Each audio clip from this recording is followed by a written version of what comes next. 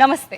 వెండితెరపై తరతరాల బ్రహ్మోత్సవాన్ని ఉమ్మడి కుటుంబాలు అండ్ మన తరాల్లో ఉన్నటువంటి మన బంధువులు అందరితో కలిసి జీవించడం యొక్క ఒక గొప్ప ఎసెన్స్తో కూడుకున్నటువంటి వెండితెర బ్రహ్మోత్సవాన్ని మనకు అందించారు సూపర్ స్టార్ మహేష్ బాబు గారితో. సీతమ్మ వాకిట్లో సిరిమల్లె చెట్టు తర్వాత కుటుంబ కథా చిత్రాలంటే ఇలా ఉండాలి అనే దిశానిర్దేశనం చేసిన దర్శకుడు శ్రీకాంత్ అడ్డాల గారు ఈరోజు బ్రహ్మోత్సవం టీం మనతో ఉన్నారు. దర్శకుడు శ్రీకాంత్ అడ్డాల గారు నమస్తే అండి. అండ్ బ్రహ్మోత్సవంలో ఈ కథని డ్రైవ్ చేసిన జంట మనతో ఉన్నారు. సహజ నటి జయసుధ గారు అండ్ రావు రమేష్ గారు. నమస్తే. అధరం మధురం వదనం మధురం నయనం మధురం హసితం మధురం హృదయం మధురం గమనం మధురం మధురాధిపతేరఖిలం మధురం. Credit to both of you. అసలు చాలా అందంగా ఆవిడ సహజ నటి ఎలాగైనా సరే చాలా అందంగా పాత్రలన్నీ చేసేస్తూ ఉంటారు. బట్ మీరేంటండి ఒక డిఫరెంట్ దీనిలో కనిపించారు రావు రమేష్ గారు. ఒక ఈర్ష్యని చాలా పాజిటివ్గా మన అందరిలోనూ ఉంటుంది అని చెప్పే ప్రయత్నం డైరెక్టర్ గారు చేసినట్టున్నారు. Today you have shared. ఇంతమంది ఆడియన్స్ ఉన్నారు మన దగ్గర. హలో ఆడియన్స్, అందరూ కూడా సినిమా చూసి వచ్చేసారు మీతో మాట్లాడడానికి. వాళ్ళందరూ కూడా ఒకటే మాట్లాడుతున్నారు, దట్ దిస్ ఈజ్ కళ్ళకి నిండుగా అసలు పండగగా ఇంత పెద్ద తెరపై పండగ చూపించేశారు అని. మరి ఈ పండగకి ఈ జంట కారణం కాబట్టి ఇప్పుడు మీరు చెప్పండి రావు రమేష్ గారు, I you celebrating this success? నాకు సక్సెస్ పక్కన వస్తే జయసుధ గారితో యాక్ట్ చేసే అవకాశం ఉంది, నేను మర్చిపోలేంది. ఆవిడ ఉంటే ఫ్రేమ్లో బాబాయ్ సింగిల్ టేక్లో చేస్తామే షార్ట్ అంటే ఆవిడ ఇచ్చిన కంఫర్ట్ మనల్ని అసలు డిస్టర్బ్ చేయకుండా ఆవిడ అలా చైర్లో కూర్చొని చూసి మనకి హిమాలయ పర్వతం ఆవిడ ముందు చేయడం అంటే ఆవిడ అంత చూసి బాగా చేస్తున్నారు. బాగానే ఆవిడ ఎంకరేజ్ చేసింది మాత్రం అసలు నేను లైఫ్లో మర్చిపోలేను. ఆవిడ బ్లెస్ చేస్తూనే ఉన్నారు, విష్ చేస్తూనే ఉన్నారు మమ్మల్ని. అది చాలా థ్యాంక్స్ మేడం. సహజ నటి అనే బిరుదు ఊరికే రాదు. అలాగే ఆవిడ ఇచ్చే థాట్స్ కూడా సడన్గా డైరెక్ట్గా ఆవిడ అడిగే క్వశ్చన్స్ కూడా ప్రతిదీ అలాగా అలా కూర్చుంటారు కానీ వచ్చే మీ డౌట్స్ దానివల్ల వాళ్ళు రెక్టిఫై చేసుకొని ఒక్కొక్కటి ముందుకు వెళ్ళింది. కానీ గ్రేట్ ఎక్స్పీరియన్స్ ఆవిడతో చేసింది. జయసుధ గారు, మీకు ఇలాంటి క్యారెక్టర్స్ కొత్త కాదు. ఒక పెద్ద కుటుంబంలో ఆర్ ఒక పవర్ఫుల్ క్యారెక్టర్ సైలెంట్గా ఉంటూనే చేయడం. అండ్ శ్రీకాంత్ అడ్డాల గారితో మీరు వర్క్ చేయడం కూడా ఇది మొదటిసారి కాదు. ఆల్రెడీ సీతమ్మ వాకిట్లో మేము మిమ్మల్ని చూసేస్తున్నాం. ఈ క్యారెక్టర్ మొదలుపెట్టినప్పుడు మీరు నల్లేరుపై నడకలాగా చాలా కేక్ వాక్ లాగా అయిపోయి ఉండొచ్చు. మీరు రావు రమేష్ గారిని ఉద్దేశించి ఒక మాట అన్నారంట, అంటే ఈ క్యారెక్టర్ అయిన తర్వాత ఈ సినిమా పూర్తి అయిన తర్వాత ఇలా ఉంటుంది అని. ఏమన్నారు? రావు రమేష్ గారి క్యారెక్టర్ అంత ఈజీ క్యారెక్టర్ కాదండి. అంటే ఇంతకుముందు మనం అనుకున్నట్టు మన డైరెక్టర్ గారు శ్రీకాంత్ అడ్డాల గారు ఆ క్యారెక్టర్ని ఊహించిన విధానం, అది మనం జనరల్గా పిక్చర్స్లో ఉంటాయి. చాలా సినిమాలు, ఎన్నో సినిమాలు వచ్చాయి, ఫ్యామిలీ డ్రామాస్ వచ్చాయి, ఎంతోమంది చాలా బాగా యాక్ట్ చేశారు. కానీ అది ఒక డైలాగ్ పరంగానో ఎక్స్ప్రెషన్స్ మరీ ఒక లౌడ్ ఒక మెలో డ్రామాతో కూడిన ఇదిగా ఉండేది అది. కానీ దీంట్లో చాలా ఎక్కువ మాట్లాడనివ్వకుండా ఓన్లీ ఆ లుక్స్తోనే, అంటే ఆ జెలసీ అన్నది ఎంత అంటే అది ఆ జలసీని కూడా చాలా అందంగా చూపించారు ఈ సినిమాలో. చాలా న్యాచురల్గా చూపించారని అనుకోవాలి. సో త్రోట్ ఆయన చేస్తున్నప్పుడు ఎస్పెషలీ ఇంటర్వల్ ముందు సీన్ అనుకుంటాను, మొత్తం డైలాగ్ ఆయనదే. చూసి యాజ్ అన్ ఆర్టిస్ట్ రావు రమేష్ గారు ఆ డైలాగ్స్ కూడా చాలా న్యాచురల్గా ఉంది. ఎందుకంటే మనకి డైలాగ్స్ అన్నది ఒక రైటర్ రాసిన విధానం ఎన్నో రకాలుగా రాస్తూ ఉంటారు. కానీ ఫ్యామిలీస్లో మన ఇళ్లలో ఉన్నప్పుడు అది మరీ డ్రామటైజ్ చేస్తే అది కొంచెం ఇబ్బందిగా ఆర్టిఫిషియల్గా అనిపిస్తుంది. కానీ ఆయన ఆ డైలాగ్స్ చాలా బాగుంది. శ్రీకాంత్ ఆయనే రాశారు. తను చేసిన విధానం చాలా బాగుంది. సో ఆయన చేసినప్పుడల్లా నేను అనేవానబ్బా, నేను ఒక మాట చెప్పేదాన్ని, ఇద్దరికే పేరు వస్తుంది సినిమాలో, ఒకటి మహేష్కి, తర్వాత మేమంతా వేస్ట్ అండి, పేరు మీకే వస్తుంది ఈ సినిమాతో. అసలు అంటే రావు రమేష్ గారు మంచి యాక్టరు అన్నది అందరికీ తెలుసు, చాలా సినిమాలు చేస్తున్నారు, బిజియెస్ట్ యాక్టరు. బట్ ఇంతమందిలో ఒక ఆర్టిస్టు పర్ఫార్మెన్స్ క్యారెక్టర్ ఎంత గొప్ప ఉన్నా కూడా పర్ఫార్మెన్స్ హెల్ప్ చేయాలండి, లేకపోతే ఆ క్యారెక్టర్ నిలబడదు. అనడానికి ఏముంది బాబాయ్, ఖర్చు లేదు కదా అనేసి చనువు కొద్దీ. శ్రీకాంత్ గారు, ఈ క్యారెక్టర్ డివైస్ చేసి రాసుకుంటున్నప్పుడు అనుకుంటున్నప్పుడు ఒక పెద్ద కుటుంబాన్ని ఊహించుకున్నారు మీరు. ఒక పెద్ద బ్రహ్మోత్సవాన్ని వెండితెరపై చూపించాలనుకున్నారు. మీకు పెద్ద ప్రొడక్షన్ హౌస్ ఉంది, Mahesh Babu, ultimate super star మీకు అంతకు ముందు కూడా చూస్తున్నారు, ఎంత కన్వీనియంట్ యాక్టరో మీరే చెప్తూ ఉంటారు. బట్ ఇంత ఉన్నప్పుడు ఆపోజిట్ ఒక పెద్ద విలన్ ఉండాలని మేము ఎక్స్పెక్ట్ చేస్తాం, ఈ కథకి ఒక పెద్ద విలన్ ఉంటారు అని.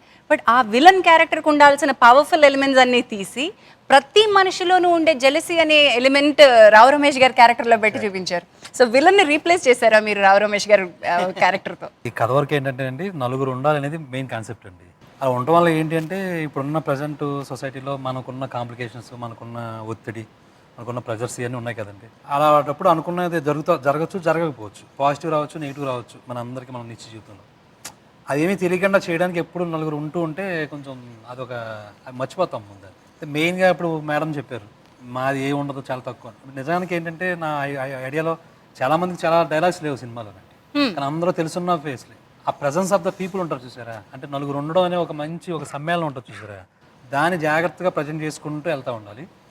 ఇది ఫాదర్ యొక్క ఆలోచన. దాంట్లో కొడుకు అనే హీరో గారు ఉన్నారు.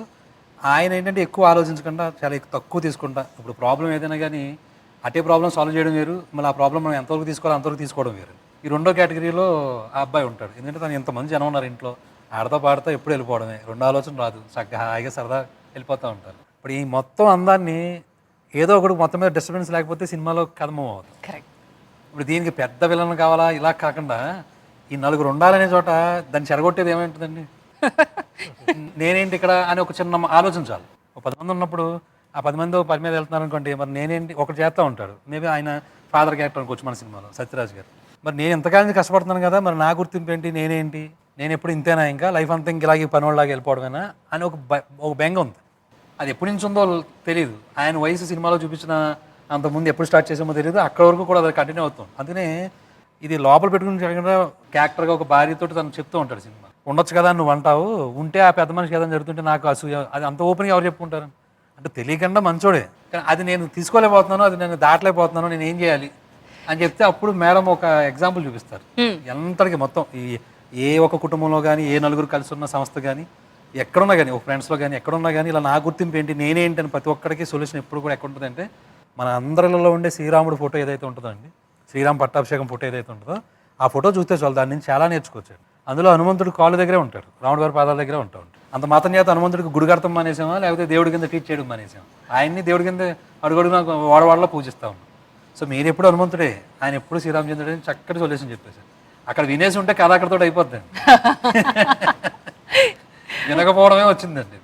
సో అందుకనే మీకు అక్కడ మొదలుపెట్టిన కథ మేడం ఏదైతే చెప్పారో అదే పాయింట్ తోటి ఎండ్ అయిపోద్దండి. ఎండ్లో వచ్చి ఆ మహేష్ బాబు గారు ముందు మోకాల మీద పడి కిందకి, నేను మీ నాన్న ఎప్పుడు శ్రీరామచంద్రుడారా, బట్ నేను హనుమంతుడు కాదో లేదని తెలుస్తాను, ఎందుకంటే ఇంకా తెలుసుకోలేదు తను.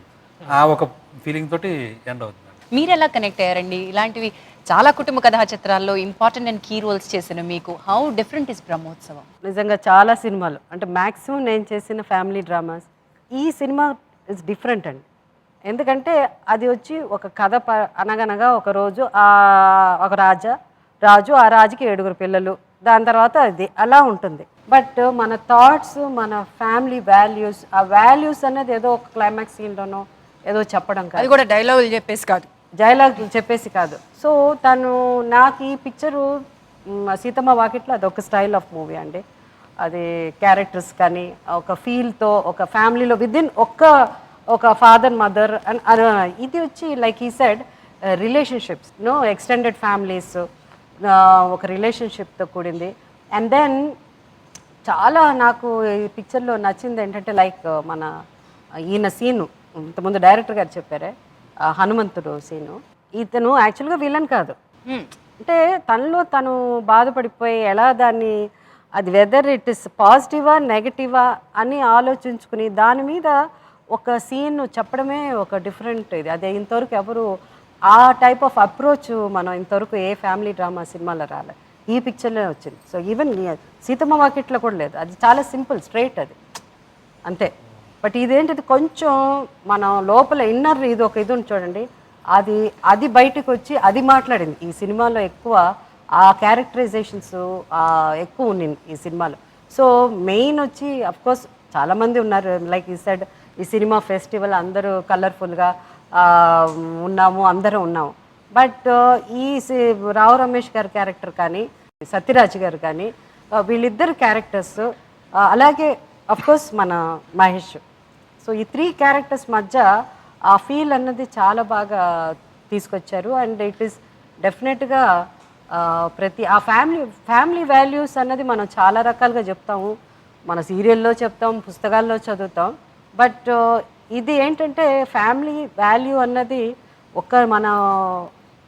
మన చుట్టూ ఉన్న ఫ్యామిలీయే కాదు, వీ హ్యావ్ సో మెనీ 7 తరాలు. అంటే ద మోర్ యూ థింక్, అంటే ఇప్పుడు నాకు ఈ సినిమా చూసిన తర్వాత మీరు నమ్మరు, చూసిన తర్వాత నాకు మా తాతగారికి తాతగారు ఆయన ఎప్పుడో ఒక ట్రైన్ యాక్సిడెంట్లో 1912లోనో ఎప్పుడో అంట. సో ఈ పిక్చర్ చూసిన తర్వాత నేను మా మదర్ని నేను అడగడం మొదలుపెట్టాను, అసలు ఎవరు మన వాళ్ళకి ఎవరు ఉన్నారు. మీరు వెనక్కి వెళ్ళినట్టు మా ఆడియన్స్లో కూడా వెళ్ళుండి ఉంటారు. ఎవరైనా మొదలు పెట్టారా అండి మీలో బ్రహ్మోత్సవం చూసిన తర్వాత నా వెనక ఎవరున్నారు, మా వాళ్ళు ఎవరున్నారు అని వెతుక్కోవడం ప్రారంభించిన వాళ్ళు ఎవరన్నా ఉన్నారా? శ్రీకాంత్ సార్ గారికి congratulations sir. Thank you. Cinema చాలా బాగుంది సార్. ఫ్యామిలీగా వెళ్ళాం కాబట్టి మాకు ఆ ఫ్యామిలీ ఆ మోరల్స్ తెలిసాయి సార్. ప్లస్ ఏంటంటే ఇప్పుడు బ్యాచిలర్గా వెళ్ళిన వాళ్ళకి అర్థం కాదు సార్. ఎగ్జాంపుల్ నా కొడుకు మార్నింగ్ షో 8 o'clock షోకి బుక్ చేసుకున్నాడు. వెళ్ళినప్పుడు వాడికి తెలియలేదు, అమ్మ ఏంటి సినిమా నాకు అర్థం కాలేదన్నాడు. ఈవినింగ్ మళ్ళీ మేము ఫస్ట్ షో బుక్ చేసుకున్నాం సేమ్ డే. మాతో వచ్చాడు, వచ్చిన తర్వాత మాతో వాడు కూడా షేర్ చేసుకొని నాకు ఇప్పుడు చాలా బాగుందమ్మా సినిమా అన్నాడు. 2 సార్లు సినిమా చూసిన మీ అబ్బాయికి ఇవ్వండి. అంటే నాకు కూడా నా కజిన్ ఉంటే అందరం కలిసి ఒక ఉత్సవంలా ఉంటుందని, కలిసి ఆడుకోవచ్చు. ఒక మంచి మాట చెప్పాలంటే చుట్టూ 4 ఉందని చెప్పారు కదా సార్, అలాగే ఇప్పుడు 4 అయిపోయాం. ఇంకొంతమంది మనతో ఉంటే ఎంత బాగుంటుంది. అంటే you have friends also. Friends కంటే apart from friends is the world కదా. బట్ దెన్ ఫ్రెండ్స్ కాకుండా మీ మదర్ తరఫున, మీ ఫాదర్ తరఫున అలా యూ వాంట్ టు మీట్ కదా, యూ వాంట్ టు నో, అదే కదా. అందరం ఒకే ఇంట్లో ఉంటే ఇంకా బాగుంటుంది అనిపించింది. Very nice, thank you. Srikanth garu, తను బాబు మరి తెలిసి చెప్పాడో తెలియక చెప్పాడో కానీ 4 ఉండాలి అనేదే ఈ సినిమాలో మీరు చెప్పాలనుకున్నారు. ఆ ఏజ్ గ్రూప్ లో ఆడియన్స్ కి సీతమ్మ వాకిట్లో సిరిమల్ల చెట్టులో ఉన్నటువంటిది కూడా అంత తొందరగా అర్థం కాలేదు. ఫ్యామిలీస్ లో ఉన్న వాళ్ళందరూ దాన్ని మెల్లమెల్లగా ఎంజాయ్ చేయడం మొదలు పెట్టారు. It went on to be a record collecting, అసలు క్రియేటింగ్ ఒక అద్భుతమైన సినిమా అయిపోయింది. టుడే మీరు అనుకున్నటువంటి ఈ పాయింట్ యంగర్ జనరేషన్ ఆడియన్స్కి ఎంత మీరు అందంగా చెప్పగలిగారు, అది రీచ్ అయిందనేది నాకు ఇప్పుడు అర్థమవుతుంది. ఒక 4 ఉండాలి నాకు నేను పంచుకోవాలంటే అని బాబు చెప్తున్నాడు. అదేనా మీరు అనుకున్న ఉద్దేశం? అంటే ఒకటండి, ఇప్పుడు సీతమ్మ వాకిట్లో ఉందంటే కనుక అదొక మిడిల్ క్లాస్, అదొక వేరే అంత ఎక్స్పోజర్ లేని ఒక ఫ్యామిలీ. అది ఎక్కడో లోపల ఎక్కడో ఉండి వాళ్ళ పాటలు వాళ్ళు పడతా వాళ్ళకి సంబంధించింది. దీని దగ్గర వచ్చేటప్పటికి ఏంటంటే ఒక ఇంట్లో లేకపోయినా కానీ 4 కుటుంబాలు ఒకే రిలేషన్ తోటి ఉన్న వాళ్ళందరూ ఒక చోటే ఉంటారు, ఒక చోటే ఉండి ఒక చోటే కలుస్తూ ఉంటారు, పాటలు పాడుకుంటూ ఉంటారు, ఇంకేదో చేస్తూ ఉంటారు. ప్రతి చిన్న సందర్భాన్ని కూడా ఒక ఫెస్టివల్ లాగా జరుపుకునే ఓ వాతావరణం ఉంటూ ఉంటుంది. ఇప్పుడున్న యంగర్ జనరేషన్కి అబ్బాయి చెప్తే ఫస్ట్ మార్నింగ్ షోకి వెళ్ళినప్పుడు అర్థం కాలేదు, సాయంత్రం వచ్చినప్పుడు అర్థమైంది అంటే నా సినిమాల వరకు ఏంట్రా బాబు ఈ హడ్డీలు ఎలా దాటాలనేది ఒక పెద్ద ఆలోచనగా ఉందండి. అంటే యూత్కి అది ఎంతవరకు రీచ్ అవుతుంది ఏంటి అనేది ఇప్పుడు ఫస్ట్ టైం ఆ అబ్బాయి మార్నింగ్ వెళ్తే నాకు అర్థం. మేబీ పక్కన వాళ్ళు ఉండటం వల్ల ఇప్పుడు వాళ్ళతో పాటు చూస్తున్నప్పుడు ఏంటంటే ఈజీగా కనెక్ట్ అవుతూ ఉంటారు కదండి. పక్కన నా ఫ్యామిలీతో నేను చూస్తున్నప్పుడు అందరూ సమిష్టిగా చూడటం ఒక పద్ధతి వేరు. ఒకళ్ళే వెళ్ళినప్పుడు ఏంటంటే వాళ్ళతో లేదు. ఇప్పుడు మేబీ యూత్ఫుల్గా వాళ్ళకి కావాల్సినవి కోరుకున్నవి కొన్ని ఉంటాయి, అవి దొరకకపోవచ్చు కొన్నిసార్లు. 4 సాంగ్లు కావాలనుకుంటారు, 4 రికార్డులు కావాలనుకుంటారు, 4 ఇంకోటి ఏదో కావాలనుకుంటూ ఉంటారు, అది దొరకకపోవచ్చు. కానీ ఒక ఫ్యామిలీతో ఒక 10 మంది వెళ్ళి కూర్చొని చూస్తున్నాం అనుకోండి, మనమే అక్కడ రిప్రజెంట్ అవుతున్నాం. ఇప్పుడు నా పక్కన ఉన్న మదర్ని ఊహించుకుంటాను, నా పక్కన ఉన్న చెల్లిని అనుకుంటాను, నా పక్కన ఉన్న బాబాయ్ని అనుకుంటాను. ఇలా ఏంటంటే ఈ సినిమా టార్గెట్ అదండి, అందరూ కలిసి వెళ్ళి చూడండి. కలిసి వెళ్ళి చూస్తూ ఉంటేనే ఇది చెప్పిందే 4 గురించి. ఆ 4 లేనోళ్ళు 4 కావాలని కోరుకోవటం, 4 ఉన్నవాళ్ళు ఇంకా పెంచుకోవటం, ఇంతే అండి. రావు రమేష్ గారి క్యారెక్టరైజేషన్లో ఒక జెలసీ అనే ఒక అందరిలో సహజంగా ఉండే ఈర్ష్య మనం మాట్లాడుకుంటూ ఉన్నాం కదా. మీలో ఎవరైనా అలాంటి ఈర్ష్య, అరే నేను కూడా ఇలాగ ఆలోచించాను అనుకునే వాళ్ళు ఉన్నారా? మీరు అన్నట్టు నేను జెలసీ అనే దాంతో ఏకీభవించనండి. ఆయన జెలసీ కాదండి, అందులో ఆ రోల్లో ఆయన ఒక ఆవేదన, ఆక్రోశం, ఒక తపన. అది సహజమేనంటారా? అది అందరికీ ఉంటుందంటాను నేను. ఉంటుందండి, కొంతమంది బయటపడతారు, కొంతమంది బయటపడలేరు. ఆయనకి ఏంటంటే ఆయనకంటూ ఒక వ్యక్తిత్వం ఉండాలి. ఆయన డబ్బు గురించి కూడా చూడలేదండి అందులో. ఆయనకి మనుషులు అక్కర్లేదనే ఇది కూడా లేదు అందులో.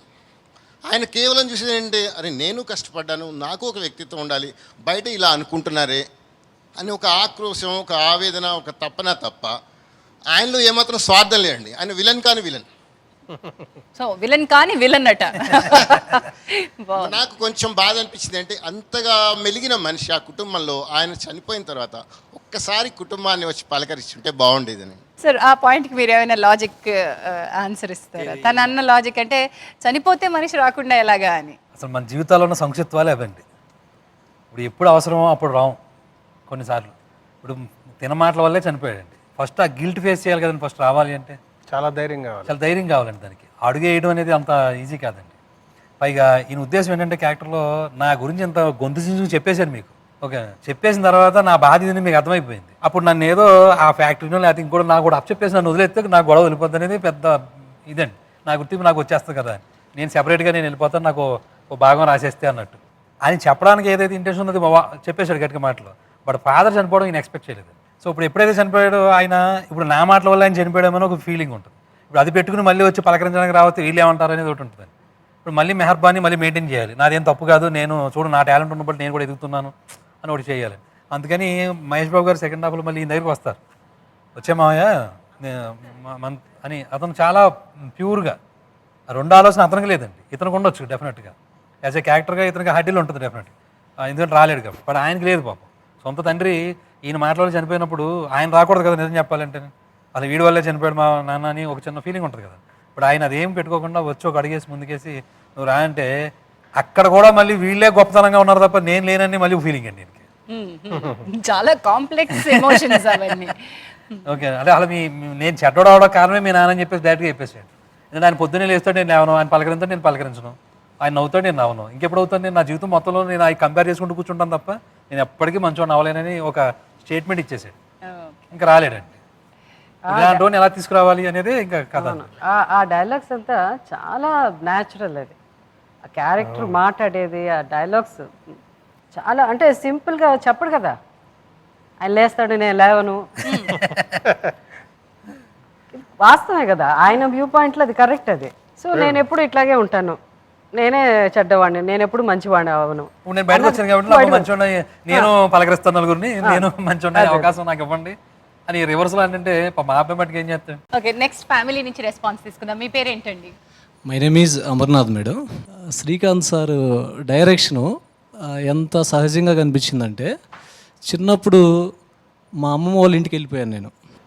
జయసుధ గారు, అట్లానే పక్కన ఇంకొక మేడము రేవతి గారా, సాంగ్లో నాయుడోరి అనే సాంగ్ ఉంటుంది కదా, ఆ సాంగ్లో విసురురాయితో పప్పు రూపించడం, అట్లానే హీరోయిన్స్తో ఆ పిండి దంచడం, ఇవన్నీ కూడా లైక్ ఫెస్టివల్స్ మనకు దసరా సంక్రాంతి ఉంటాయి కదా, ఆ టైంలో మా అమ్మమ్మ వాళ్ళ ఇంట్లో మా పిన్నమ్మలు మా అత్తయ్యలు అంతా కూడా అందరూ కలిసి చక్కగా ఫ్యామిలీ మొత్తం కూడా కలిసి ఆ పిండి వంటలు చేసేటప్పుడు ఆ పనులన్నీ చేస్తుంటారు.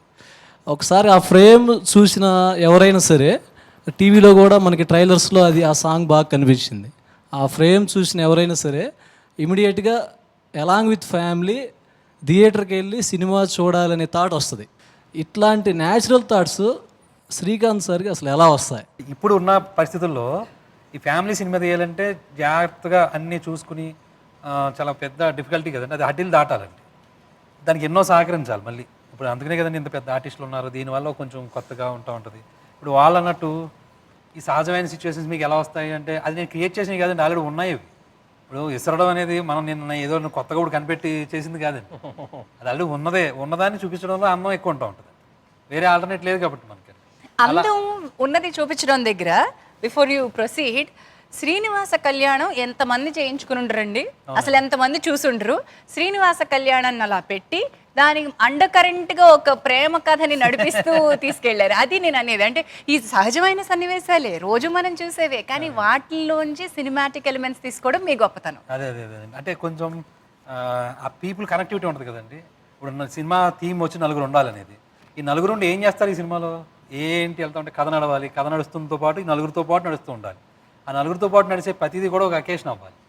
అది ఒకసారి శ్రీనివాస కళ్యాణం కావచ్చు, ఒకసారి ఆయన అన్నట్టు వీళ్ళందరూ కలిసి పచ్చలు పట్టడం అవ్వచ్చు, ఒకసారి ఇంకోటి కావచ్చు, ఒకసారి మొత్తం సంగీత్ జరుపుకోవడం అవ్వచ్చు, ఒకసారి అందరూ ఊటీకి టూర్కి వెళ్ళడం కావచ్చు, ఒకసారి ఒక పెళ్లికి వెళ్ళటం కావచ్చు, ఇలా 10 మంది కలిసేది ఏదైతే ఉందో ప్రతి అకేషన్ ఒక ఉత్సవంలో జరుపుకునే ఒక వాతావరణం, అందులోంచి మన కథ ఫ్లో అవుతూ ఉండాలి.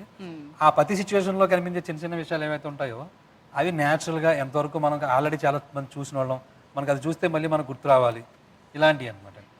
వెరీ వెరీ వెల్ సెడ్ అండి. అంటే సహజమైన సన్నివేశాలు రోజు చూసేది ఎంత బ్రహ్మాండంగా బ్రహ్మోత్సవంలా చూపిస్తాం అనేది మీ క్రెడిట్కి వెళ్తుంది. Let me come back to the Srinivasa Kalyanam scene. Very romantically told. అందులో ఉన్నటువంటి నెరేషన్స్ అంతా మీరు చక్కగా ఉపయోగించుకున్నారు. ఇంతవరకు అలాంటి ఒక సన్నివేశం వెండి తెరపై చూసుండవేమో అనుకుంటున్నాను నేను. అది నేను అన్నవరం సత్యనారాయణ స్వామి ఆలయంలో చూశానండి. అలాంటిది ఒకటి జరగటం, అమ్మవారి తరపున కొంతమందిని, అయ్యవారి తరపున కొంతమంది ఉండి వాళ్ళని కంపేర్ చేసి చెప్తూ ఉంటారు అనమాట. చెప్తుంటే అది ఫస్ట్ టైం అండి నాకు కూడా అలాంటి ఒక విషయం ఉంటుందని నాకు తెలియదు అంతకుముందు. అది చూసినప్పుడు నాకు అనిపించింది అనమాట, చాలా బాగా, అంటే భగవంతుని మన స్థాయికి తెచ్చుకుని, ఎందుకంటే మన బుర్రలెంత మనమెంత. ఆ సీన్స్ చాలా కొంచెం డిఫరెంట్గా ఉంది. అంటే యూజువల్గా మనకి మిగతా పిక్చర్లో అంటే ఈ మధ్య కాలంలో అలాంటి సీన్స్ రాలేదు. ఇప్పుడు ఫ్యామిలీలో సెలబ్రేషన్స్ చేసుకుంటామన్నది, బట్ ఇక్కడ సెలబ్రేషన్స్లో కూడా ఎక్కువ వాళ్ళు దేవుడి పట్ల దేవుడు పూజ చేయడం, అండ్ దెన్ ఒకరికొకళ్ళు మాట్లాడుకుంటే నేను, రేవతి, మన తులసి, మిగతా ఆర్టిస్టులు కూడా అందరి మధ్య అది నేను చాలా కొత్త సీన్స్ అని నాకు అనిపించింది. నేను శ్రీకాంత్తో కూడా చెప్పడం జరిగింది. అది ఇంతవరకు ఏ పిక్చర్లో రాలేదు. వెరీ వెరీ డిఫరెంట్ అండి, కొత్తగా అనిపించింది. అంటే అంటే మనకి సినిమా అనేసరికి ఇంత ఒక ఎక్కువ కూడా తీయలేం మనం, బట్ ఆ సీన్ చేస్తున్నప్పుడు ఎంత చేసినా బాగుంది అనిపించింది. ఎంత లెంత్ ఉన్నా బాగుంటుందేమో అనిపిస్తుంది. అలాంటి సీన్స్ తక్కువ కదా, దేవుడి గురించి మాట్లాడుకోవడం అన్నది చాలా తక్కువ ఉంటుంది. ఐ లైక్, అంటే అది డెఫినెట్గా డిఫరెంట్ సీన్ అని ఇంతవరకు అయితే ఏ సినిమాలో రాలేదు. అదైతే ధైర్యంగా నేనైతే చెప్పగలను. రావ్ రమేష్ గారు, coming back to your performance, మంచి పెర్ఫార్మర్గా మీరు పేరు తెచ్చుకున్నారు, ఎస్టాబ్లిష్ చేసేసుకున్నారు. దీనికి ప్రత్యేకంగా కష్టపడింది ఏమన్నా ఉందా? ఈయనతో ప్రతి సీను కష్టమేనండి, అంతే ఈజీ కాదు. కష్టం అంటే ఎంజాయ్ చేస్తాం, కానీ ఇప్పుడు ఏదో పెద్ద సీను చెప్పారు, ఇంటర్వల్ చేసాం, ఇంటర్వల్ పెద్ద సీన్ చేసాం కదా అని చిన్న సీన్ ఉంటుంది ఏదో, అదేమంత ఈజీగా ఉండదు. అది ఎక్కడ వేరే సినిమాల నుంచి తెచ్చిన డైలాగ్స్ ఏ ఉండవు, ఆయన లోపల నుంచి ప్యూర్గా ఆయన చూసిందో విన్నదో అది ఎక్కడి నుంచో వస్తుంది. అది ఆ కరెక్ట్ ఇది ఆ మీటర్ పట్టుకోవడానికి మనకు అర్థమై చేస్తేనే ఆ రిథం లేదా కిక్ ఉండదు. సో ప్రతి సీను పరీక్షగానే ఉంటుంది. ఈ సినిమాలో అదే, ఇప్పుడు సీతం వాకిలి చూస్తే ఇది దౌర్భాగ్యులు, ఇది దురదృష్టవంతులు, మేము దురదృష్టవంతులతో ఎక్కువసేపు మాట్లాడుకోవడం కూడా ఒక వేస్ట్ అనుకునే ఒక క్యారెక్టర్. దీనికి వచ్చేసరికి ముకుందా అనేది చేసేసరికి వాడంతా వాడే, అవతల తెలివి లేదు, నాదే తెలివి, ఇంటెలిజెంట్గా మాట్లాడతాడు. దీనికి వచ్చేసరికి వీడికి ఒక అసంతృప్తి లోపల, నాకేం ఎవరేంటి, మన గుర్తింపు రాదేంటి, మనం కాదా గొప్ప, నువ్వేనా గొప్ప, అసంతృప్తి కోసం ఆ గడ్డం, ఫ్రస్ట్రేషన్ లోపల కక్కాలి. సో దానికి ఆయన ఇచ్చిన డైలాగు ఆ రోజు వచ్చింది, అది చాలా హెల్ప్. ఆయన ఫ్లేవర్ని పట్టుకునే చేశాను అది మామూలు వేరే, అందుకు అది వేరేగా మనకి ఆ ఫ్లేవర్, ఆ టైమింగ్ అది ఆయనకి అలాగా జెరాక్స్ కొట్టాను.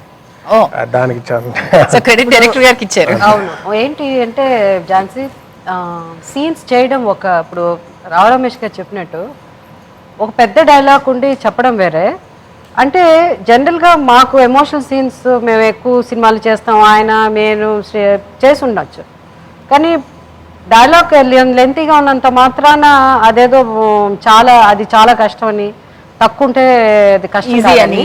ఫస్ట్ ఆఫ్ ఆల్ శ్రీకాంత్ చెప్పినట్టు ఆ డైలాగ్ డెలివరీ కానీ, ఆ ఎమోషన్ కానీ, న్యాచురల్గా అంటే బాడీ లాంగ్వేజ్ కానీ, ఇప్పుడు తన డైరెక్షన్లో ఏంటంటే బాడీ లాంగ్వేజ్ కూడా న్యాచురల్గా ఉండాలి.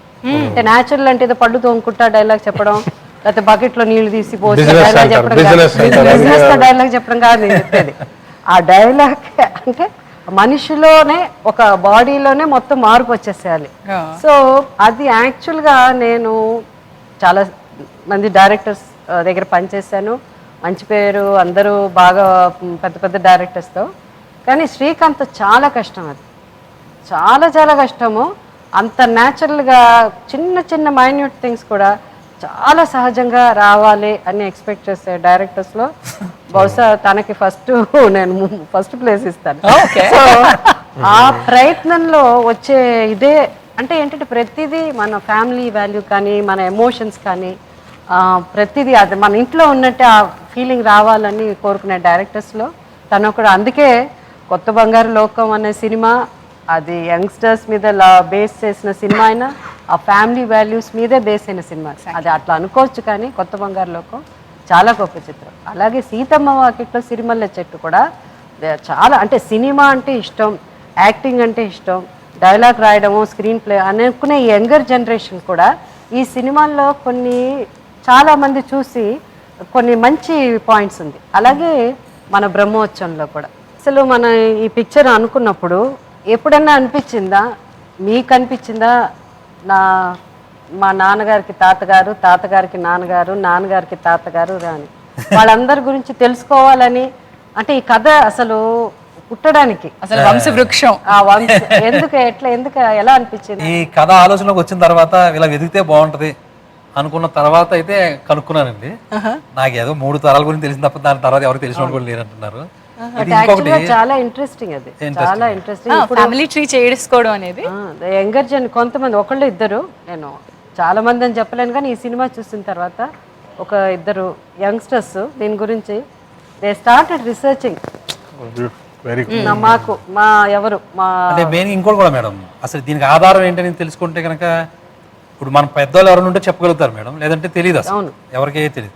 బట్ ఇది దొరికే అవకాశం ఉంది అని చెప్పి నాకు వేరే సోర్స్లో ఒక ఇండియన్ ఎక్స్ప్రెస్లో ఒక ఆర్టికల్ చూసి, అది కూడా ఎవరో నవీన్ మిట్టల్ గారిని ఆయన ఎలా ట్రేస్ అవుట్ చేశారని చెప్పి చూసి, అప్పుడు మా టీం అంతా కలిసి మేము హరిద్వార్ వెళ్ళాము. అక్కడే దొరుకుతాయంటే ఇలాగా అక్కడ రాసేసి ఉంటాయి ఆల్రెడీ. అంటే ఎవరైనా మనకి చనిపోతే మేడం ఇంట్లో పెద్దవాళ్ళు ఎవరైనా వాళ్ళది అక్కడ ఇస్తారు కదా, అది వెళ్ళినప్పుడు అక్కడ నోట్ చేసుకుంటా ఉంటారు. ఇప్పుడున్న వాళ్ళు ఎవరో ఫాలో అవ్వట్లేదు, కానీ ఒకప్పుడు చాలా కన్ఫర్మ్గా అది వెళ్ళేవాళ్ళు. గంగ దగ్గరికి వెళ్ళాలి, కాశీ వెళ్ళాలి, లేదా ఇక్కడికి వెళ్ళాలి అని చెప్పి అక్కడ వదిలేసి వచ్చి అప్పుడు ఆ నోట్ చేసుకునేవాళ్ళు. ఇప్పుడు మనకి డెత్ సర్టిఫికెట్ లాగా అప్పుడు కంపల్సరీగా అవన్నీ చేసేవాళ్ళు అంటే. సో అక్కడికి వెళ్ళి చూస్తే, హరిద్వార్లో చూస్తే ముందు అక్కడ దొరికేస్తాయేమో అన్నంత ఉత్సాహంగా వెళ్ళాము మేము. కానీ అక్కడ నిజం చెప్పాలంటే అక్కడ అంతా నార్త్ ఇండియా ఎక్కువ ఉన్నాయి. ఆ బండిల్స్లో అందరూ కొన్ని తరాలండి, కొన్ని వంశాలు, పేర్లు అన్నీ ఉన్నాయి. ఆశ్చర్యపోయాం. ఆ తర్వాత అప్పుడు వాళ్ళు చెప్తే తెలుగు వాళ్ళకి అక్కడ కాశీలో ఉంటాయి, ఎందుకంటే ఎక్కువ మంది ఫ్రీక్వెంట్గా వెళ్ళేది కాశీ వెళ్తాం మన వాళ్ళు ఇటు సైడ్ నుంచి. నిజంగా అక్కడికి వెళ్తే అక్కడ నిజంగా పేర్లు ఉన్నాయి. అమలాపురం నుంచి సెటిల్ అయిపోయిన వాళ్ళు ఉన్నారు, వాళ్ళు సెటిల్ అయిపోయిన వాళ్ళు ఉన్నారు, అందులో ఇంటి పేర్లు ఉన్నాయి. ఇవన్నీ రాసి చూపిస్తే ఓకే దీన్ని ఎంతవరకు వాడుకోవాలో అంతవరకు వాడుకుందాం కథలో. మరి ఎందుకంటే ఇది ఎక్స్ప్రెషన్ ఈజ్ నాట్ కథకి అదంతా అవసరం లేదు కదండి. అందుకని చాలా క్రిస్ప్గా ఇలాంటిది ఒకటి ఉంటుందని చెప్పి జస్ట్ టచ్ చేసి మళ్ళీ ఆ ఫీలింగ్స్లోకి వెళ్ళిపోయి మళ్ళీ బ్యాక్ తీసుకురావడం జరిగింది. చాలా మంది యంగ్స్టర్స్ ఉన్నారు పైకి. మీకు ఏమైనా డౌట్ ఉందంటే చెప్పండి. Mahesh Babu sir interval episode ముందు ఒక సీన్ చేశారు మేడం, అట్లానే క్లైమాక్స్లో కూడా ఒక సీన్ చేశారు సార్తో. ఆ 2 సీన్స్లో సార్ పర్ఫార్మెన్స్ చూసినప్పుడు మాకు ఎలా అనిపించిందంటే, కృష్ణ గారు అట్లానే నందమూరి తారక రామారావు గారు వాళ్ళ యాక్టింగ్ అంత పర్ఫార్మెన్స్కి వెళ్ళారనిపించింది. ఇంటర్వెల్ ముందు ఎపిసోడ్ అయితే వాళ్ళ నాన్నగారు చనిపోయినప్పుడు మహేష్ బాబు సార్ పర్ఫార్మెన్స్ చూస్తే కళ్ళం నీళ్ళు తిరిగాయి అన్నమాట. అంటే ఆ సీన్ చూడగానే ఈ ఒక్క సీన్ కోసమైనా ఇంకొక 4-5 టైమ్స్ ఈ సినిమాకి రావచ్చు అనిపించింది. మహేష్ సార్ పర్ఫార్మెన్స్ గురించి మీ ఒపీనియన్ ఎలా చేశారు?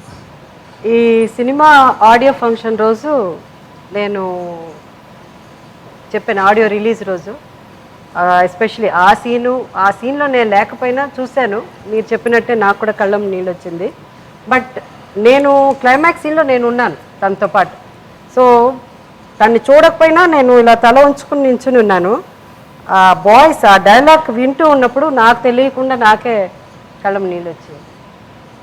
కృష్ణ గారు గ్రేట్ యాక్టర్, నందమూరి తారక రామారావు గారు one of the greatest actors, వాళ్ళందరూ గొప్ప నటులు. మన యంగర్ జనరేషన్లో వచ్చే హీరోస్ చాలామంది కష్టపడి బాగా యాక్ట్ చేయాలని ప్రయత్నం చేస్తారు. మహేష్ బాబు గురించి చెప్పాలంటే ప్రతి సినిమాలోనూ తను మంచిగా సినిమాకి ఎక్కడికో వెళ్ళిపోతున్నాడు. పర్ఫార్మెన్స్ వైజ్ తనకని ఒక స్టైల్ క్రియేట్ చేసుకుని ఆ స్టైల్ని ఇంకా ఎవరు కూడా ఇమిటేట్ చేయని లెవెల్లో ఒక స్టైల్ క్రియేట్ చేసుకుని, నిజంగా చెప్పాలంటే బహుశా అంత న్యాచురల్గా యాక్ట్ చేసే హీరో ప్రస్తుతం ఎవరు లేరని నాకు అనిపిస్తుంది. ఈ కథకి మహేష్ బాబు గారు ఇచ్చినటువంటి కోఆపరేషన్ అదేనండి. ఇప్పుడు మీరు చెప్తున్నారు చూసారా, ఇప్పుడు ఆ ఫ్యాన్స్ లేకపోతే చాలామంది అభిమానులుగా ఆయన కోరుకునే ఎనర్జీ లెవెల్స్ వేరుంటాయండి. అందులో కొంత నేను వాళ్ళని డిసప్పాయింట్ చేసి ఉండొచ్చు ఖచ్చితంగా, అది ఫ్రాంక్గా చెప్తున్నాను కదా. కాకపోతే ఏంటంటే ఈ కథ పరంగా చూసినప్పుడు అన్ని కథలు ఒకలాగా ఉండవు. ఈ కథ సంబంధించినంత వరకు ఏంటంటే ఆ పెర్ఫార్మెన్స్లో ఆ ఫ్యామిలీస్ మధ్యలో ఉంటూ ఆ చిన్న చిన్న ఎమోషన్స్ని చాలా జాగ్రత్తగా పర్ఫామ్ చేసుకుంటూ లాస్ట్కి వచ్చేటప్పటికి నిలబెట్టాలి. ఆ కథలో ఉన్న దాన్ని ఏదైతే నిలబెట్టాలి, అది దానికి అసలు ఆయన 100% దానికి యాజ్ యాక్టర్ ఆయనకి ఛాలెంజ్ అనుకున్నాను నేను. అది ఇచ్చారండి, దానికి పెట్టారు కాబట్టి ఇప్పుడు అందరూ feeling. Is one actor. Rao Ramesh garu మీరేమంటారు? సీతమ్మ వాకిట్లో సిరిమల్ల చెట్టు లాంటి సినిమా చేయడం దగ్గరే ఆయన నేను డిఫరెంట్ కథలు కావాలని కోరుకుంటున్నానని ప్రూవ్ చేశారు. ఆ తర్వాత 1 కానివ్వండి, మహేష్ బాబు గారు ఛాలెంజ్కి ఎప్పుడు రెడీగా ఉండే యాక్టర్. బ్రహ్మోత్సవంలో ఆయన పెర్ఫార్మెన్స్, ఇప్పుడు ఈరోజు మీ పెర్ఫార్మెన్సెస్ గురించి ఇంత మాట్లాడుతున్నాం అంటే మహేష్ బాబు గారి పెర్ఫార్మెన్స్ గురించి కూడా చాలా వాళ్ళ నాన్నగారు లాగా ఆయన ధైర్యవంతుడు అనిపిస్తుంది. మాకు అంత ఇంపార్టెంట్ సీన్ నేను మాట్లాడుతుంటే ఇంత పెద్ద పెద్ద యాక్టర్ సైలెంట్గా దానికి ఆయన ఓకే చేసి, అలాగే క్లైమాక్స్ ఇచ్చి డైరెక్టర్ థాట్స్ని ధైర్యంగా ఆయన ఇన్నసెంట్గా యాక్సెప్ట్ చేసి అంత నమ్మకం పెట్టి పక్క వాళ్ళని ఇప్పుడు చెప్పాను ఇందాక శ్రీకాంత్ గారి డైలాగులు అర్థం చేసి దానిలో మెలకువలు కొన్ని మెరుపులు చెప్పారు కొన్ని సీన్స్ దగ్గర. అవన్నీ కూడా అతను పక్క వాళ్ళని కూడా ఇచ్చి ధైర్యంగా అతను ప్రోత్సహిస్తారు. ఏదో మనం డామినేట్ చేస్తున్నారో అదంతా అనుకోరు. సినిమా బాగుండాలి, సినిమా బాగా రావాలి, అది చాలా గ్రేట్. అతను directors actor. Quick responses from the younger audience, పైన ఉన్న వాళ్ళ దగ్గర నుంచి మీకు ఎట్లా అనిపించింది సినిమా? చెప్పండి అమ్మా. నా పేరు శ్రీకాంత్ అండి. ఇక్కడ కూడా ఉన్నారు ఒక శ్రీకాంత్. సార్ సినిమా ఫస్ట్ నుంచి ప్రతి సినిమాని నేను అబ్జర్వ్ చేస్తాను. ప్రతి సినిమా నుంచి యంగర్ ఆడియన్స్కి ఏదో కొంచెం చెప్పాలని తప్పని ఉంటుంది. ఖచ్చితంగా అది చాలా నీట్గా చెప్పేస్తారు. అంటే తిట్టినట్టు ఉండదు, బట్ అర్థం చేసుకోవాలని చెప్పినట్టు ఉంటుంది. ఏంటంటే ఇప్పుడు ప్రాబ్లమ్స్ వస్తే, ఫ్యామిలీ ప్రాబ్లమ్స్ వస్తే మనం తప్పించుకొని వెళ్ళిపోతాం. యాజ్ ఎ యంగర్ జనరేషన్లో దాన్ని క్యారీ చేసుకోవాలి అన్న ఆలోచన ఉండదు మనకి, తప్పించుకొని వెళ్ళిపోవాలనుకుంటాం. బట్ ఫాదర్ ఉన్నతో ఆయన క్యారీ చేస్తారు. తర్వాత తీసుకెళ్ళాలి అన్న సిచ్యువేషన్ లాస్ట్లో చూపించారు. ఆయన చెప్పులు వేసుకెళ్ళని వెళ్ళడం, లాస్ట్లో ఆ బాధను తీసుకెళ్ళడం, వాళ్ళ ముందు నిలబడడం, తప్పు చేయకపోయినా తప్పు చేసినట్టయినా నిల్చొని ఆ బంధాన్ని క్యారీ చేయడం చాలా బాగా చూపించారు. అండ్ మెయిన్గా ఫస్ట్ నుంచి సార్ నుంచి రావు రమేష్ సార్ నుంచి చాలా ఎక్స్పెక్ట్ చూస్తున్నాం. ఆయన డైలాగ్ డెలివరీ కోసం వెయిట్ చేస్తున్నాం. సార్ సైలెంట్గా ఉంటే లైక్ అర్థం కావట్లేదు, ఏంటి సార్ సైలెంట్గా ఉంటున్నారు అనుకున్నాం. బట్ వాళ్ళ ఫాదర్ని బొమ్మ చూపించారు. అదే ఆడియన్స్ ఏమనుకుంటున్నారో అదే వాళ్ళ ఫాదర్ బొమ్మ చూపించారు. ఏంట్రా ఇలా ఉన్నావు అది అని వాళ్ళ ఫాదర్ని చూపిస్తూ ఆడియన్స్ మనసులో ఏముందో అది బయటికి రాకుండా వాళ్ళకి ఆన్సర్ చేసేస్తున్నారు ఆ టైంలోనే. బట్ మేడం చెప్పారు మధ్యలో బొమ్మ చూపిస్తూ, శ్రీరాముడి బొమ్మ చూపిస్తూ చెప్పడం, అది అక్కడితో ఒక క్లారిటీ వచ్చేసింది. ఆడియన్స్ అయితే క్లారిటీ వచ్చింది, బట్ సినిమాలో ఆ క్యారెక్టర్స్ క్లారిటీ రావాలంటే క్లైమాక్స్ దాకా చూడాలి అన్న విషయం అయితే క్యారీ చేసుకోవాలి. ఎంత బాగా చెప్పావు, ఎంత చక్కగా అసలు నీకున్న clarity. I'm amazed at this clarity. Director ఏం విజన్ తో అనుకున్నారో ఎగ్జాక్ట్లీ అవే మాటలు నువ్వు చెప్పావు. రావు రమేష్ గారు, మరి మీకు ఎలా అనిపించింది? This is one of the character మీరు పోటీ పడి నటించాల్సిన అవసరం అంతమంది మా స్టార్స్ మధ్యలో ఉన్నారు. అటు పక్కన జయసుధ్ గారు, ఆ పక్కన సత్యరాజ్ గారు, ఢీ కొంటున్నట్టే ఉండేదేమో ప్రతి సీన్. వాళ్ళు అంత వాళ్ళకి సైలెంట్ అంత స్పోర్టివ్గా వాళ్ళకు ఎంకరేజ్ చేసేవారండి. వాళ్ళ నాదే కదా ఇక్కడ మెయిన్ డైలాగ్, ఇలాంటి వాళ్ళని పెట్టుకొని మాట్లాడుతున్నాను నేను. వాళ్ళందరూ చాలా మనస్ఫూర్తిగా క్లాప్స్ కొట్టి నన్ను ఎంకరేజ్ చేశారు. ఆ గొప్ప మనసుకి అదే ఈ సినిమా మంచిగా చూశాను అందరిలోనే. ఈ సినిమాలో నేను చూసిందంతా మంచిగా. Coming to your wonderful performers, ఇప్పుడు హీరోయిన్స్ అంటే కేవలం ఆ పాత్రకు వచ్చేసి 4 స్టెప్లు వేసి అందంగా కనిపించి వెళ్ళడం కాదు. ఈ చిత్రంలో అండ్ ఎక్కడైనా సరే మీ క్యారెక్టర్స్లో ఒక స్త్రీ పాత్ర చాలా ముఖ్యమైన పాత్ర. ఇక్కడ కూడా అటు ప్రణీత క్యారెక్టర్ కానివ్వండి, కళ్ళు మూసుకో అని చెప్పి నేను మాట్లాడలేను అని చెప్పడం, మహేష్ బాబు గారిని కళ్ళెదురుగుండా నేను పెట్టి మాట్లాడలేను అనేటువంటి వాళ్ళు చాలా మంది ఉంటారు బొమ్మతో కూడా. You captured that. ఎంతమంది అమ్మాయిలో కనెక్ట్ అవుతూ ఉంటారు ఆ లైన్కి? అది ఒక్కొక్క టైప్ అండి. ఆ ముగ్గురు కూడాను. ఆ అమ్మాయి ఇప్పుడు ఇంట్లోనే ఉంటుందండి. సో ఆ ముగ్గురు కూడా ఏం ఫాలో అయ్యానంటే మేడం, డెఫినెట్గా అమ్మాయి ఈయన జీవితంలోకి రాదు. ఎందుకంటే ఆ అమ్మాయి మరదల క్యారెక్టర్.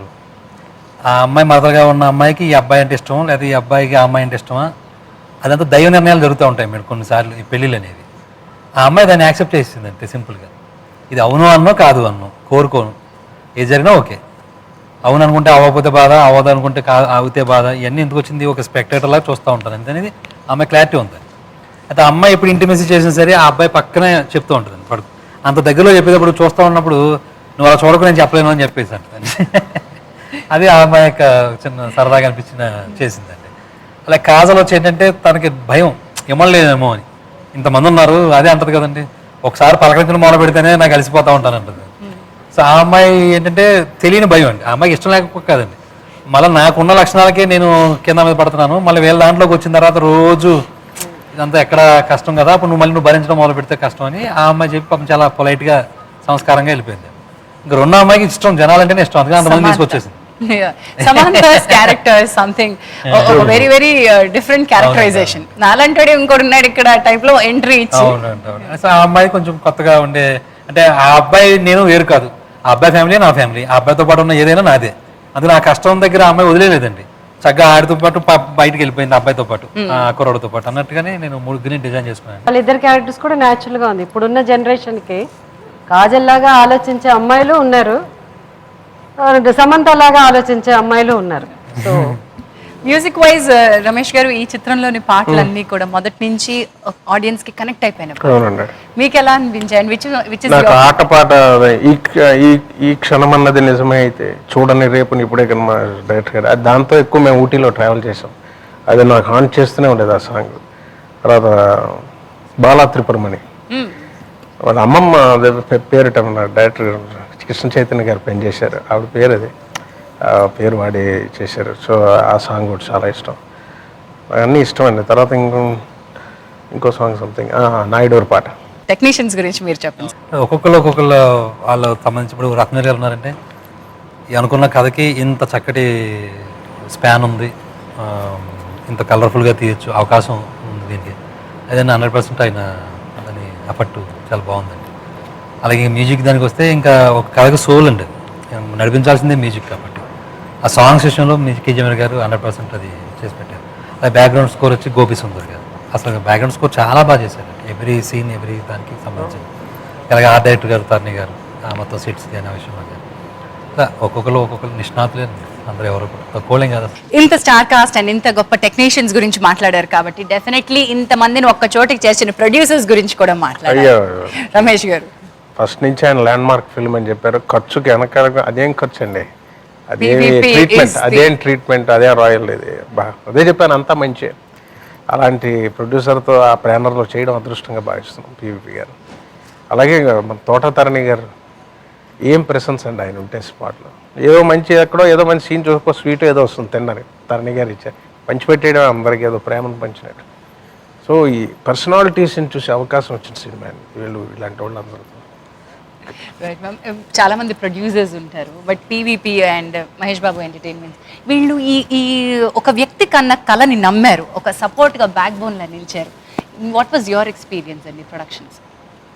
ఇది నేను పీవీపీ వాళ్ళ సెకండ్ పిక్చర్ అండి, ఊపిరి తర్వాత పిక్చర్ ఇది. లైక్ అంటే చాలా రేర్గా ఉంటారండి అలాంటి ప్రొడ్యూసర్స్. డైరెక్టరు అంటే డైరెక్టర్ ఏం అంటే సబ్జెక్ట్ పరంగా ఏది కావాలన్నా అది నో అని చెప్పకుండా చాలా అసలు నిజంగా మాటల్లో చెప్పలేము, ఇంతకుముందు అని చెప్పినట్టు మాటల్లో చెప్పలేము. Wonderful producers. అంటే ఒక మంచి సినిమా తీయాలి అని అనుకుని వచ్చిన ప్రొడ్యూసర్స్లో వాళ్ళొక్కళ్ళండి. అంటే ఈ మధ్య కాలంలో వాళ్ళ మంచి పిక్చర్స్, ఊపిరి also is a good film. ఇది ఇంత గొప్ప సినిమా, డిఫరెంట్ పిక్చర్స్. ఊపిరి కానీ మన బ్రహ్మోత్సవం ఇది మామూలు రెగ్యులర్ పిక్చర్ కాదండి. So it's a different movie. కాబట్టి అలాంటి మంచి సినిమాల్ని ప్రజల ముందు తీసుకురావాలి. మన వాళ్ళు కూడా వ్యూవర్స్ కూడా కొంచెం రెగ్యులర్గా కాకుండా కొంచెం ఆలోచించి సినిమా కూడా మనని ఆలోచింప చేయాలంటారు కదా, అది ఇంపార్టెంట్. జస్ట్ గోయింగ్ అంటే of course entertainment is very important, but then there something which you should carry home, to take home something, ఆ memories to make you think. Sir మీరు అంటే ఈ కథని నమ్మింది ఇద్దరు, మీతో పాటు మీ hero garu and producer. What you have to say? ఇందులో చెప్పడానికి ఏంటంటే ఇప్పుడు హీరో గారు నమ్మకం, ఇది చాలా ఫ్యామిలీ స్టోరీస్ పాయింట్ ఆఫ్ వ్యూలో ఇది చాలా మంచి కథ అవుతుంది అని ఆయన నమ్మారు. అలాగే ప్రొడ్యూసర్ గారు కూడా ఏంటంటే ఇంత పెద్ద కాస్టింగ్ ఉంది, ఇంత ఇదా ఉంది, సో ఇది కొంచెం చాలా బాగా రీచ్ అవడంలో దీనికి ఖర్చుకి వెనకాల కూడా బాగా చేద్దాం అనే ఒక ఆయన అక్కడ నమ్మకం. సో వాళ్ళిద్దరు సపోర్ట్ లేకపోతే ఇది పాసిబుల్ కాదు. ఇలాంటి నటులు ఆయన కళని నిజం చేశారు. ఈ బ్రహ్మోత్సవం ఆడియన్స్ వరకు ఆయన అనుకున్నటువంటి ఆ థీమ్ని తీసుకువెళ్ళాలని కోరుకుంటున్నాను. మీరు అనుకున్న థీమ్ మీ నోటితోనే చెప్పండి, ఆ థీమ్ ఆడియన్స్ వరకు వెళ్ళాలని మేమందరం కోరుకుంటాం. So what is that one theme that audience want to carry? ఏముండదు, అందరూ కలిసి ఉండాలండి, అందరూ నలుగురు కూడా. ఎందుకంటే అందరూ మామూలు మనుషులమే, అందరూ కామన్ పీపుల్. ఎవరో పొజిషన్లు వేరే ఉండొచ్చు కానీ ఎమోషన్స్ దగ్గర అందరూ common people. Are very common people at all emotions. ఎవరో అతీతులం కాదు దానికి సంబంధించి. అవి ఒకరు షేర్ చేసుకుంటా నలుగురం కలిసి ఉంటే కనుక మన సమస్యలు ఎలాగో అలా ఉంటాయి, కష్టాలు ఇప్పుడు అలాగే ఉంటాయి, వాటిని ఎలాగో పోరాడాలి తప్పదు. దాన్ని పోరాటానికి కొంచెం ఉత్తేజం కావాలి అంటే ఎప్పుడూ నలుగురు ఉండాలి. ఆ నలుగురు ఉండే అకేషన్స్ ఎక్కువ జరుపుకుంటూ ఉండాలి. అది ఏ ఒక్క కుటుంబం కాకుండా 10 కుటుంబాలు కలుస్తూ ఉంటే, అలాగే మన వెనకాల ఉన్న ముందున్న వాళ్ళు అందరూ కలుసుకుంటూ ముందుకు వెళ్తా ఉంటే చాలా బాగుంటుంది. ఈ థీమ్తో ఒక కథ చేయాలనిపించింది. ఆ కథే ఈ కథ అండి. So very well sir. మరి సినిమాలో ఒక మంచి మాట ఎలాగూ మనం చెప్పుకుంటూ ఉంటాం కాబట్టి జసిద్ గారు ఒక మంచి మాటతో మీరు ముగించారు. బ్రహ్మోత్సవం అనే సినిమా నాకు చాలా నచ్చిన సినిమా అండి. ఎందుకంటే ఇట్స్ అ డిఫరెంట్ సినిమా. చాలా రోజుల తర్వాత ఫ్యామిలీ డ్రామా కానీ ఎమోషన్స్ కానీ చాలా ఇంతకుముందు సినిమాలు వచ్చిన సినిమాలా కాకుండా డిఫరెంట్గా తీశారు. నాకు బాగా నచ్చిన సినిమా ఇది. నిజమైన మాట, ఒక మంచి మాట అని నేను అనుకుంటున్నాను. సో శ్రీకాంత్ అడ్డాల్ గారు ఒక మంచి మాట. ఇప్పుడు నాకు చాలామంది యూత్ఫుల్గా ఉన్న చాలామంది సర్కిల్ ఉంటుందండి. నాకు తెలుసున్న వాళ్ళు, మా ఫ్రెండ్స్ కానీ ఊర్లో కానీ నాకంటే ఏజ్కి తక్కువ ఉన్న వాళ్ళు కూడా నాకు ఉంటారు. వాళ్ళందరూ ఒకటే మోయిట్ మొదలుపెట్టారండి నన్ను. ఎందుకంటే వాళ్ళకి అది చాలా కామెడీగా అనిపిస్తూ ఉంటుంది అనమాట. ఒక్కొక్కసారి అందులో ఫోన్ చేసి వరే నీ మంచి మాట కూడా నమస్కారం బాబు అని చాలామంది అండి. అంటే వాళ్ళు నన్ను కిండలు చేయడం చాలా, దాన్ని ఏదో ఒక మంచి మాట ఒక 100 సార్లు ఎందుకు చెప్తావు, ఒకసారి చెప్తే సరిపోద్ది కదా, అంకుల్ ఏంటి అంకుల్ యూత్ని కూడా దృష్టిలో పెట్టుకోండి మీరు, ఆ ఒక మంచి మాట అనేవాడికి మాకు కొంచెం ఇదంటే పెద్దవాళ్ళు ఏదైనా మాట చెప్తున్నారు పిల్లలకి, వాళ్ళకి 1-2 సార్లు చెప్తే కొంచెం ఇదవుతూ ఉంటారు. అర్థమానం చెప్తారు ఏంటంటే బాబు తినేస్తున్నారు పట్టుకుని అన్నట్టు. అలాగా ఈలో కూడా ఏంటంటే ఆ ఒక మంచి మాట అనేది చాలా మంది యూత్లోకి ఏంటంటే అది దాన్ని బాగా తీసుకునేటట్టు ప్రయత్నం చేయండి. ఎందుకంటే అది పెద్దలు చెప్పే మాటగా నేను అనుకున్న విషయం అండి. అది అదే మంచి మాట. ఇచ్చారండి టచ్. వండర్ఫుల్. రమేష్ గారు ఒక మంచి మాట ఫ్రమ్ యూ. మంచి మాట అంటే అండి, డైరెక్టర్ గారి ఉద్దేశం ఇప్పుడు ఎకరాల లెక్క బతికిన వాళ్ళంతా SFT-లకి వచ్చేసాం ఫ్లాట్స్లోకి. సో న్యూక్లియర్ బాంబు పేలిన చోట 5000 సంవత్సరాలకు గడ్డి మరవదు. న్యూక్లియర్ ఫ్యామిలీలు ఇలాగే ఉండదు, బంధం ఉండదు. అది నలుగురం కలిసి వెళ్ళాలన్నది ఆయనది. అదే. సో ఈ మంచి మాటతో మంచి సినిమా, మంచి కుటుంబ విలువలు ఉన్న సినిమా, ఈ తరానికి చాలా ముఖ్యమైన విలువలు కావాల్సిన సినిమా బ్రహ్మోత్సవం. తరతరాల బ్రహ్మోత్సవాన్ని తప్పకుండా చూడండి. ఈ ప్రత్యేకమైన అనుబంధాల్ని మీ ఇళ్లల్లో, మీ పొదరిళ్లల్లో పదిలపరచుకోండి.